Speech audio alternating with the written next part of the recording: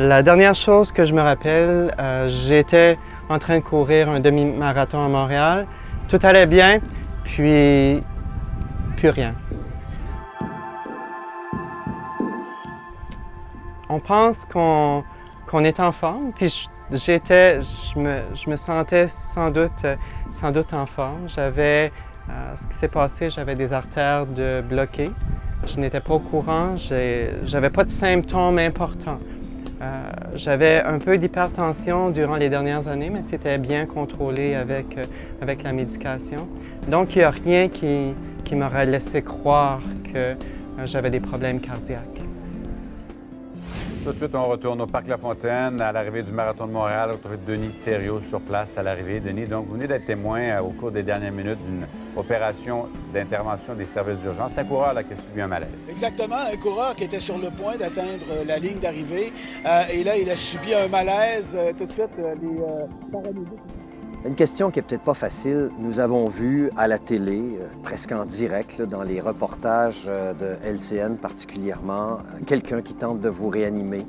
Et là, on voit aussi qu'il y a quelqu'un qui a failli mourir. Vous avez revu ces images-là quand? Est-ce que vous les avez revues? Oui, environ une semaine après l'incident. J'avais besoin de comprendre, je ne me souvenais pas. Je savais que ces images-là étaient là, qui avaient été tournées. J'étais seule dans ma chambre d'hôpital, puis j'ai regardé.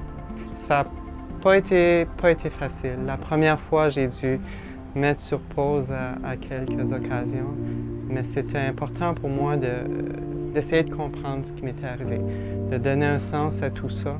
J'ai été chanceux que ça arrive à ce moment-là, où il y avait des secouristes alentour de moi, où il y avait des personnes qui étaient prêtes à intervenir. J'ai eu cette chance-là. Leur travail est tellement, tellement important.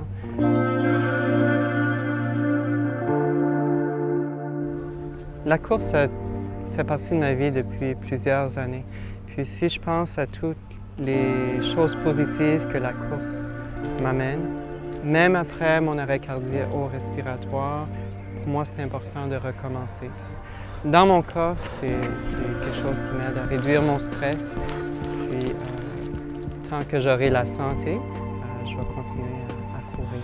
Nous, à la Fondation Jacques de Champlain, on travaille à rendre accessibles les défibrillateurs externes automatisés pour l'ensemble des citoyens, pour que le citoyen puisse être le premier maillon de la chaîne de survie et vraiment faire une différence pour que d'autres gens comme Stéphane puissent bénéficier d'une bonne qualité de vie sans séquelles suite à un arrêt cardio-respiratoire.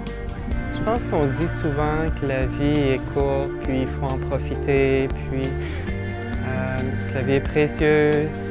Maintenant, avec ce qui m'est arrivé, je le sens tous les jours. À tous les jours, j'ai cette urgence de vivre.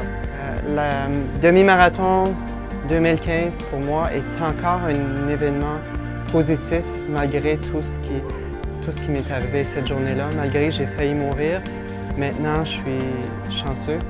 Je suis chanceux d'être là, puis j'en profite.